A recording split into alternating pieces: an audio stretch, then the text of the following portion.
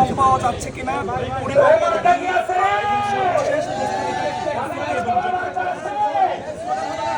আমাদের তো সারা দেশব্যাপী আমাদের নির্বাচনী প্রচারণা চলছে, নির্বাচনকে কেন্দ্র করে জনসভা চলছে, গণভোটের জন্য হ্যাঁ ভোটের প্রচারণা চলছে। তো আমরা আমাদের এই প্রচারণাটা চালিয়ে যাব যে নির্ধারিত সময় 10ই ফেব্রুয়ারি পর্যন্ত। এবং আমরা সময়ে কম তো কিছুটা হয়েছে, কিন্তু এর মধ্যেও আমরা মানুষের যে সাড়া পাচ্ছি, ইনশাল্লাহ আমরা আশা করি যে ভালো ফলাফল আসবে, যদি সুষ্ঠু নিরপেক্ষ নির্বাচন নিশ্চিত করা সম্ভব হবে। লেভেল প্লেইং ফিল্ডের ক্ষেত্রে কি বলেন, বা এখন পর্যন্ত আপনার কোনো অভিযোগ আছে প্রচারণা? আমরা তো আমাদের প্রার্থীদেরকে আঘাত করা হচ্ছে, আমাদের কর্মীদেরকে আঘাত করা হচ্ছে, শেরপুরে একজনকে হত্যা করা হয়েছে। তো এরপরে আর বলার প্রয়োজন না যে লেভেল প্লেইং ফিল্ড কি আছে বা নাই।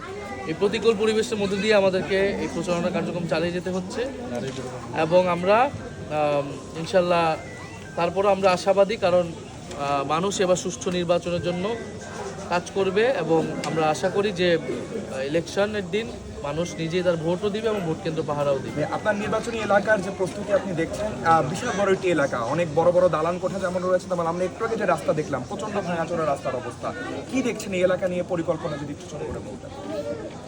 এলাকা তো দীর্ঘদিন ধরেই অবহেলিত, বঞ্চিত, ঢাকার এত কাছে হওয়া সত্ত্বেও এই এলাকার যে এই অবকাঠামোগত সমস্যাগুলো রয়েছে, খেলার মাঠ নাই, রাস্তাগুলো সরু, আপনার জলাবদ্ধতা হয়ে যায় বৃষ্টির পানি নামলেই, ড্রেনেজ সিস্টেমে সমস্যা রয়েছে, এছাড়া নিরাপত্তাহীনতা রয়েছে, ছিনতাই, চাঁদাবাজি, মাদক কারবারি, এই সমস্যাগুলো প্রধান সমস্যা। আর ছাড়া গ্যাসের সংকট, বিদ্যুৎ পানির সংকট মাঝে মাঝে হয়, এবং হচ্ছে হাসপাতালের সুবিধা, স্কুল, সরকারি কোনো স্কুল কলেজ পুরো ঢাকা 11তেই নেই।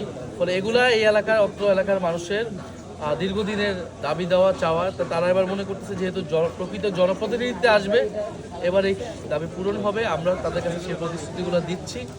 আমরা এই সমস্যাগুলোর সমাধান করব এবং আমাদের পরিকল্পনাগুলো আমরা তাদের কাছে তুলে ধরছি।